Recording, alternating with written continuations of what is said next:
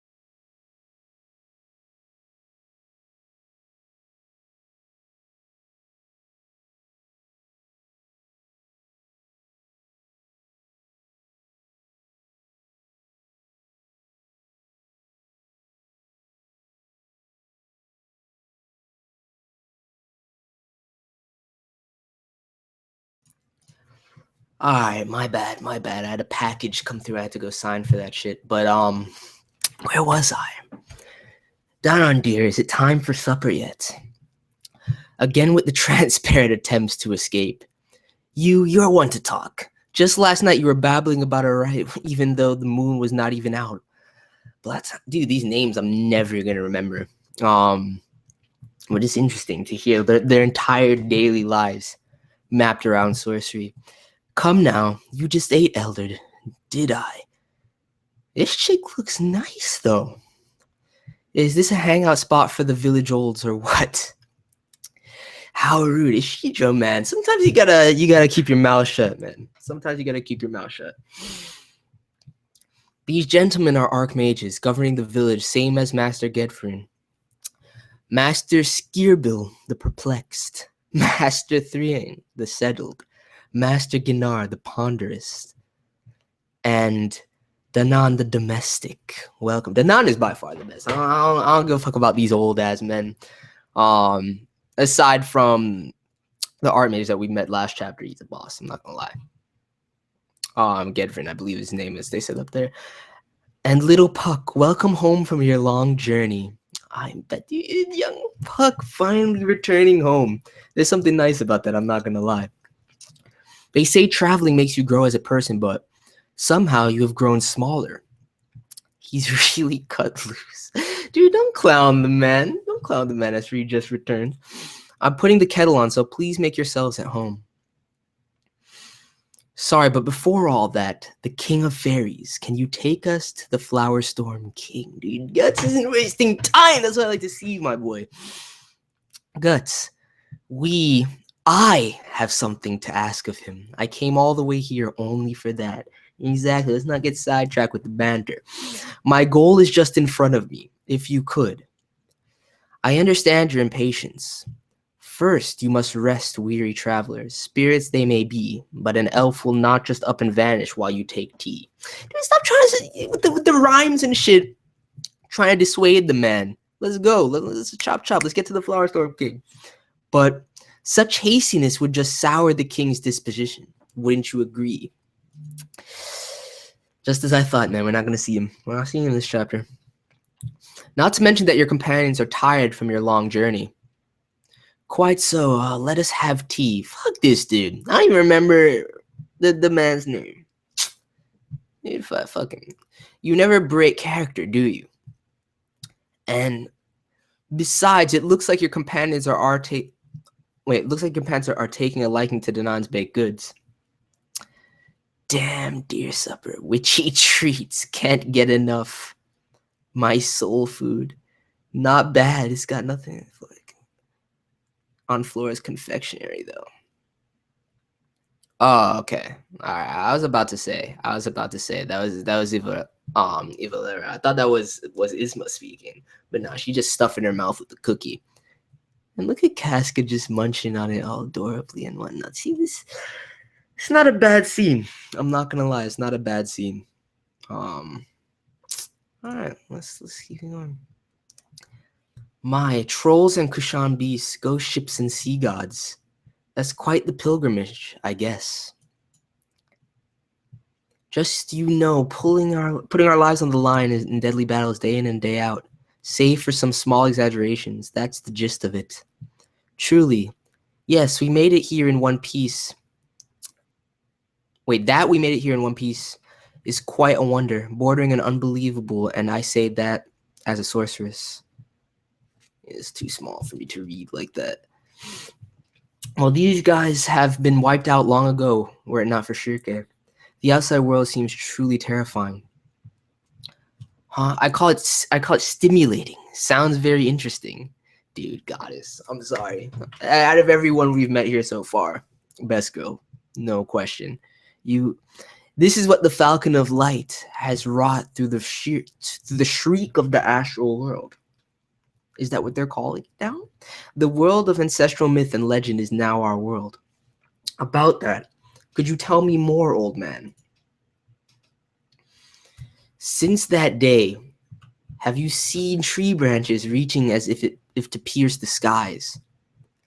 Those things that we can see on clear days. At first, I thought it was peculiar cloud formation, but they're visible in broad daylight, so the branches are quite handy for us sailors to navigate by the constellations. Like the constellations in the night sky. That is the world tree, the heavens, the earth, the underworld. The legendary tree binds these together. Those are its branches. The world tree, I've heard of it in folklore. The magical wisdom pertaining to it is a bit more complicated. A dragon's road, is it not? Wait. Oh, that's Flora's star pupil for you. Well studied. It is literally a great fissure, a borehole between the strata of our world and the astral realm. Fissure, like a crack? What's that mean? Imagine a mole den. Rarely, like on nights with a full moon and such, a path between our world and the astral plane opens. Small, shallow strata of the astral world like that you would call elfin forest may join with reality, and occasionally children will wander in and become lost in them. And what we call the Dragon's Road is much bigger, reaching the innermost depths of the astral world. The egg you carry at your side is a fetish meant to open a dragon's road to the abyss. Are you? So basically, I mean, that's just telling us, it's just giving us a name to place on what we already knew, to be fair. So what is that? An abomination? Mr. Potato Head here. Don't make me laugh, dude. Ishidro. I'm not gonna lie though. Ishidro and Pug just their offhand commentary and banter makes a lot of these chapters so much more lighthearted to an extent. Let me see, is it yours? Or are you but the means by which it travels? Which is it, I wonder? Sorceress, I tell you, I've heard that before in a different forest. And as I've been saying, dude, isn't that thing a bit dangerous? A seriously unearthly artifact will be cursed. So he carries on like this even when at home. Look closer, it's really cute. Its favorite food is cheese. What the fuck? I mean, I feel him though. He's just glad to be back, clowning in his own home. Would you mind telling me how the attacks on the Spirit Woods and the appearance of the World Tree are connected? The Spirit Woods, you see, it's a generic term for lands associated with great trees in the interstice. These great trees, each and every one, have sunk their roots into the World Tree like parasitic vines, spiritual mistletoe. Mistletoe. As a source, you may have learned of this. Mistletoe is not of the heavens nor of the earth, but something symbolizing our realm. It is the same with the great trees of the Spirit Woods. They feed off the World Tree's strength, stymieing the growth of its branches that would otherwise encompass our... Yo! So that's what Yo! Sorcerers who take up residence in Spirit Woods devote themselves to arcane studies at the fount of their great tree's immense spiritual power, while accepting as their mission to safeguard and land and maintain the equilibrium between our realm and the astral world. Your teacher was one such sorceress. Mistress. Now most Spirit Woods are not but ash. Thus the World Tree's power grows and the chaos of the ancient times is returning. As the astral and physical planes intermingle, so there is something I will ask the Black Swordsman, who has a profound connection to this being. Who is the Falcon of Light? Will you tell me what drove him to incarnate as a guardian of desire? What lust transformed the world in this way?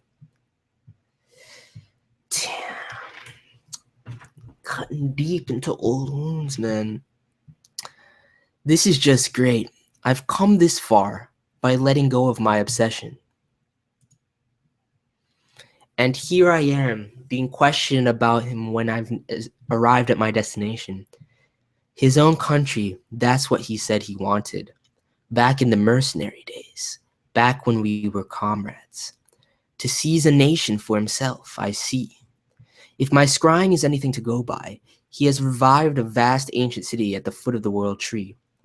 An ironic twist, a tranquil eye of the storm in the shadow of the World Tree that has thrown the world into chaos. Its great power keeping evil spirits at bay. That is now the only country where people can live in peace.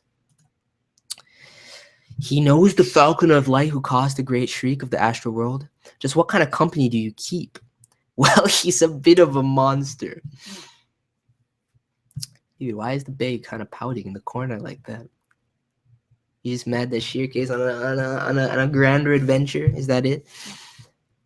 Not that you failed to surprise before, but that your fated nemesis is capable of literally changing the world. It defies imagination, doesn't it? Of course you would say that to Pico. Meanwhile, Casca, man, it's too much love, but I can't wait to see her actually brought back to full functioning order. If that actually can be done, that's the thing. I've always had the sneaking suspicion that Flowerstorm King won't be able to do it. To think that the Black Swordsman will be connected to a person of such import. He's not to be taken lightly. I must keep a close eye on him. Shut the fuck up. You're all business, aren't you? Sounds complicated and I don't get it. Don't worry about it. I don't have a clue either. Now, I don't have the full story, but the Falcon of Light you're talking about is the White Falcon hero of Midland. It is. So the Falcon did like some magic or whatever to transform the world and flood it with monsters. It's basically it. If Guts knew the Falcon back then, could it be that my man Guts and my idol, the great 100-man slayer, the Band of the Falcon, did you know him?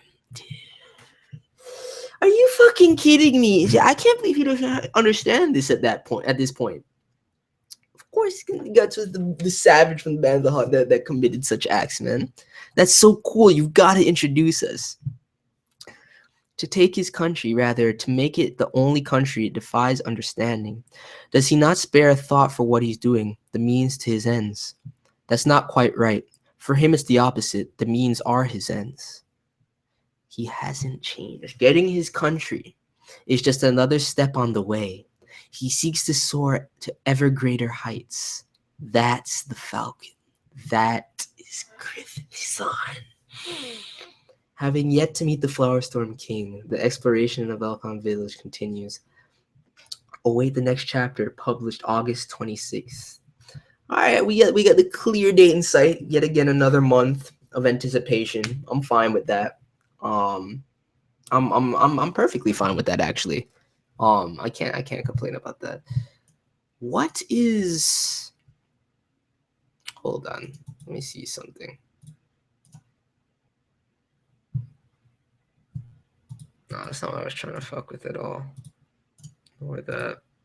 Ignore that.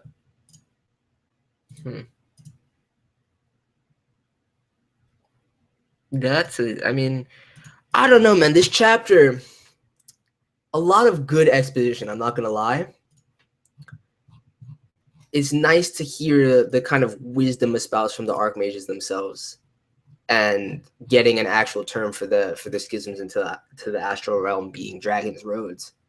But other than that, and then the biggest thing I would say too is the significance of the Spirit Force and what Flora was actually doing this entire time. But other than that, they've really just given us terminology by which to refer to what's happening with the World Tree, and realistically recapping what we already know, / trying to gain insight from Guts as to Griffith's movements in general. But this is a great chapter in terms of exposition, building and establishing the world, and tying it back into, like, I feel like the last time we really got, you know, kind of insight into the astral realm in general was back in like around the 20s, when we first met Shirka and Flora in the Spirit Woods. So to have all of this here is on point. I really did want to see the Flowerstorm King, but that's fine. We can do without that. There were some nice comedic moments in there with Isma, with my boy. I still can't believe Ashidra doesn't know that it's him, man. That's some bullshit. After all the feats that you've seen the man pull, you can't put two and two together right there. It's so dense, man. But that's why I love you. The puck comedy was on point. Even Roderick had a line or two in there. I still can't remember the dude's name that was talking about, oh, I might have to keep a closer eye on him. And I don't give a fuck, honestly, what his name is, to be fair. And yeah, out of Elfheim, what's her name is still Goddess. Can't remember her name right now either, but definitely still Goddess. Yeah, Mali's on point right now. I'm actually really looking forward to this chapter, but I don't have time to review Mali. That's why I realistically would have had more time to do it last season, but right now we're pretty full on what we can handle. The fact that Gus could think about Griffin, it shows how much he has changed. It's true. I mean, but that he says it himself. He's like, yo, just when I was beginning to let go of this obsession and refocused my efforts entirely, you want to bring me back to thinking about this? So fucked up would be if Puck ends up using the Behelit. That's not possible, dude.